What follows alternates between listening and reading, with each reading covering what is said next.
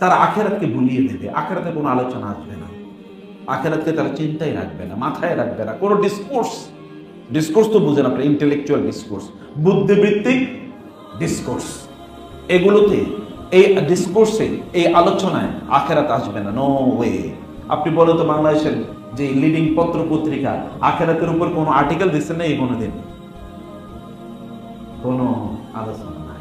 যত বুদ্ধিজীবী আছে এই বুদ্ধিজীবীদের মুখে কোনোদিন আখেরাতের আলোচনা শুনেছেন? বরং এই বিরোধী আলোচনা হবে সব। এবং বুদ্ধিজীবী হিসেবে তাদেরকে প্রমোট করা হয়। কোনো আলেমেরে দেখছেন নাকি বুদ্ধিজীবী হিসেবে কেউ প্রমোট করে? পত্র পত্রিকা অথবা ধরুন টেলিভিশন বা journalism, media, electronic, printing, electronic অথবা সোশ্যাল, কত তাকে ডেভেলপ করতে দেবে না, আনবেই না। অনেক প্রশ্ন তার বিরুদ্ধে তৈরি করে দেওয়া হবে যাতে তাকে নিয়ে অন্যদের মধ্যে সন্দেহবাদ তৈরি হয়, যেন তার কাছে কেউ না আসে। সমস্যাটা হলো আখেরাত কেন্দ্রিক মানুষের বিশ্বাস নাই। আপনি যদি বিশ্বাস করেন আখেরাতে আপনাকে প্রত্যেকটা কাজের জন্য জবাবদিহি করতে হবে, তাইলে আপনার দিয়ে আর কেউ অন্যায় করাতে পারবে না। যদি আপনি জানেন আখেরাতের জীবনই প্রকৃত জীবন, যদি তারা যদি তারা জানতো আখেরাত তার চিন্তা চেতনার মধ্যেই একেবারেই নাই, আখেরাতকে সে আলোচনায় নিয়ে আসবে না, আখেরাতের কোনো সিলেবাস থাকবে না, কোনো ডিসকোর্স থাকবে না। এর ব্যাপারে একটা সন্দেহবাদ তৈরি করে দেওয়া হবে। বিশ্ববিদ্যালয়ের ছাত্ররা তাদের আখেরাত নিয়ে তাদের প্রচন্ড সন্দেহ আছে, হয় বুদ্ধিবৃত্তিক ভাবে সন্দেহ আছে অথবা অ্যাটিটিউড অ্যাপ্রোচের মধ্যে সন্দেহ আছে। তার অ্যাপ্রোচ, সে যখন একটা মেয়েকে নিয়ে যখন সে আড্ডা দেয় তখন তার মনে থাকে না যে আখেরাত তাকে এখানে জবাব দেবে। আমি আপনাদেরকে বলছি, আপনার যদি ভালো মানুষ হিসেবে বেঁচে থাকতে হয় এবং আপনাদের পরবর্তী প্রজন্মকে যদি ভালো মানুষ বানাতে চায়, তাহলে আখেরাতের চিন্তা আপনাদের তাদের মধ্যে ঢুকিয়ে দিতে হবে। বাসায় আখেরাতের কথা বলবে, বাচ্চাদেরকে আখেরাতের কথা বলবে। আল্লাহ তাআলা মক্কার সূরাগুলোতে এমন কোন সূরা খুঁজে পাবেন না যে সূরাতে আখেরাতের আলোচনা নেই। এমন কোন সূরা নাই মাক্কি যে সূরাতে আখেরাতের আলোচনা, সব আলোচনা মিলে ঘুরে ফিরে আখেরাতের আলোচনা। কারণ কি জানেন? কারণ হচ্ছে আখেরাতের বিশ্বাসী কেবলমাত্র মানুষকে ভালো বানাতে পারে। মুত্তাকিন, হুদাল লিল মুত্তাকিন আল্লাযীনা ইউমিনুনা বিল গায়বি আল্লাযীনা ইউকিমুনাস সালাতা ওয়াল্লাযীনা ইউমিনুনা বিমা উনজিলা ইলাইকা ওয়া বিল আখিরাতি হুম ইউকিনুন ওয়া বিল আখিরাতি হুম ইউকিনুন।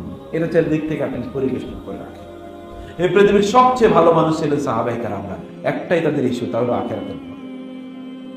একটাই ইস্যু, এই ইস্যুটাই তাদেরকে প্রচন্ড ভালো মানুষে পরিণত করেছে। যার মতো মানুষ এই পৃথিবীতে, যাদের মতো মানুষ আর এই পৃথিবীতে কোনদিন আসবে না।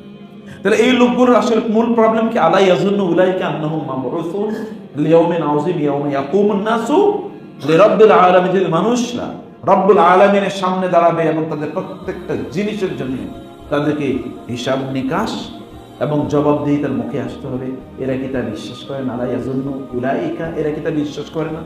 আচ্ছা আপনি বলেন তো, বাংলাদেশে, আমাদের দেশের কথা বলি, যেহেতু আমরা আমাদের দেশের মানুষ, আমাদের দেশে যেই লোকটা এই সোনার দেশটাকে অস্থির বানিয়ে রাখছে প্রত্যেকটা মুহূর্তে, এখানকার মানুষের উপর এত ধরনের বিপর্যয় তারা চাপিয়ে দিচ্ছে, কখনো সম্পদ লুট করে, কখনো মানুষের সম্মান লুট করে, অথবা ধরুন কখনো কি তাদের বিভিন্ন ধরনের হার্ডশিপ তৈরি করে, কয়টা মানুষ সব মিলে যারা ধরেন ব্যাংক লুট করছে, কয়টা মানুষ সব মিলে যারা ধরেন অশ্লীলতাকে প্রমোট করছে, কয়টা মানুষ? আপনি ঘুরে ফিরে দেখবেন, সব মিলে যারা নাস্তিকবাদকে প্রমোট করছে, কয়টা মানুষ? খুব বেশি মানুষ না, কিন্তু খুব বেশি মানুষ না, কিন্তু তারা খুব ইনফ্লুয়েন্সিয়াল। তারা খুবই কি ইনফ্লুয়েন্সিয়াল, তারাই সব তৈরি করে, তারাই সব তৈরি করে। দেখেন না আপনি যে সিলেবাস নিয়ে যে কাহিনী ঘটতেছে এবং করছে না, এলে সেখানে ডারউইনি বাদ আলহামদুলিল্লাহ বাদ দেওয়া হচ্ছে, কিন্তু আরো তো বহুত বাদ ওইখানে আছে। সেই বাদের আলোচনা করে যাবে, সেই নাস্তিকবাদ নাহলে আপনার ডারউইনবাদ বাদ দেওয়া হলো, কিন্তু বাকি যে ইস্যু সেগুলোকে বাদ দেবে। সেই আলোচনা কে আসবে? সেই আলোচনা কোথায় আসবে? সেই আলোচনা কেন আসবে না? কেন আসবে না সেই আলোচনা? আমাদের ধর্ম আমাদের জীবন থেকে কখনোই আলাদা না, আমরা এটা মনে করি না। যারা মনে করে তারা করুক। যেই লোকগুলো আমরা বিশ্বাস করি, তাহলে আমাদের দিন আমাদেরকে শেখাতে হবে না?